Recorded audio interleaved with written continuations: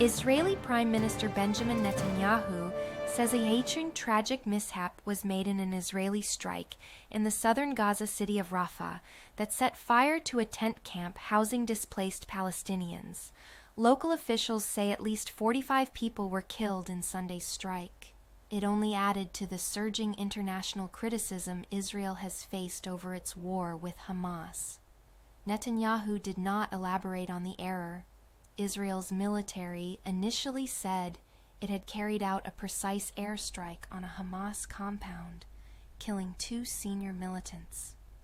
As details of the strike and fire emerged, the military said it had opened an investigation into the deaths of civilians.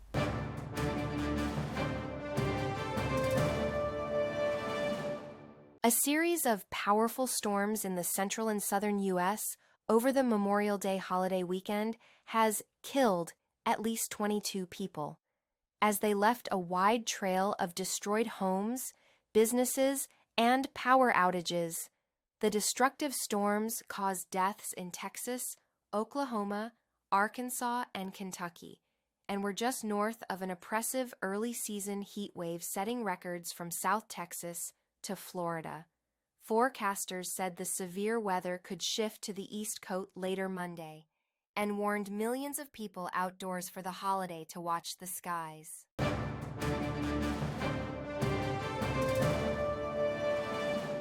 Biden is making a Memorial Day pledge that his country will continue the work of the nation's fallen toward a more perfect union, warrant for which they lived and for which they died.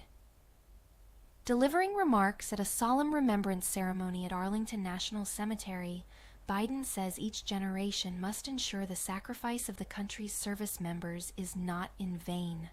Says Biden, freedom has never been guaranteed. Every generation has to earn it, fight for it, defend it in the battle between autocracy and democracy, between the greed of a few and the rights of many.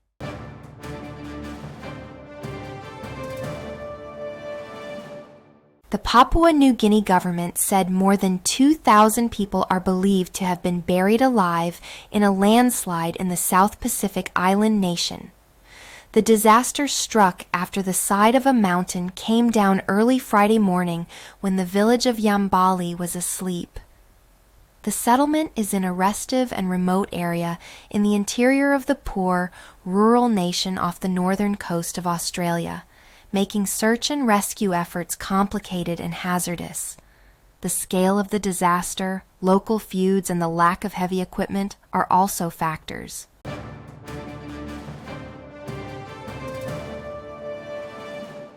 Un informe del Organismo de Control Nuclear de las Naciones Unidas dice que Irán ha aumentado aún más sus reservas de uranio enriquecido hasta niveles cercanos a los aptos para armas. El informe confidencial fue visto por The Associated Press el lunes. Dice que Irán ahora tiene 142,1 kilogramos, o alrededor de 313,2 libras de uranio enriquecido hasta el 60%, un aumento desde el informe anterior de la OIEA en febrero y solo un pequeño paso técnico lejos de los niveles de grado armamentístico del 90%.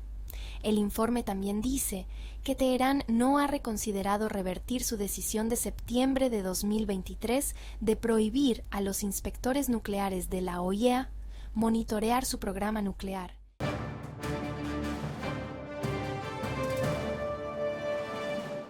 North Korea says its attempt to put another spy satellite into orbit has failed. State media said the rocket carrying the satellite exploded after liftoff Monday evening due to a suspected engine problem. The failed launch came hours after leaders of South Korea, China, and Japan met in Seoul in their first trilateral meeting in more than 4 years. It's highly unusual for North Korea to take provocative action when its major ally China is engaged in high-level diplomacy in the region. The launch drew rebukes from the North's neighbors because the UN bans North Korea from conducting any such launches, viewing them as covers for testing long-range missile technology.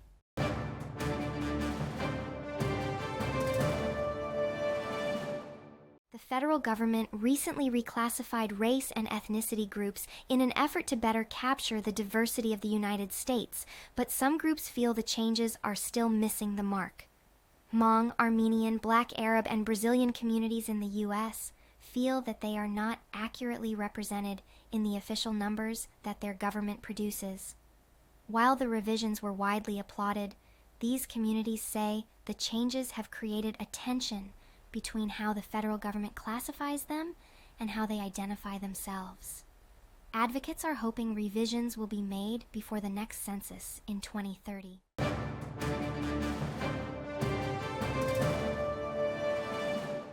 Bill Walton, who starred for John Wooden's UCLA Bruins before becoming a Hall of Fame center for his NBA career and one of the biggest stars of basketball broadcasting, has died.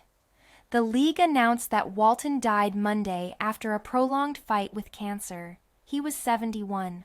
Walton was the NBA's MVP in the 1977-78 season, a two-time champion, and a member of both the NBA's 50th anniversary and 75th anniversary teams. That followed a college career in which he was a two-time champion at UCLA and a three-time National Player of the Year. This has been Dunkley Now.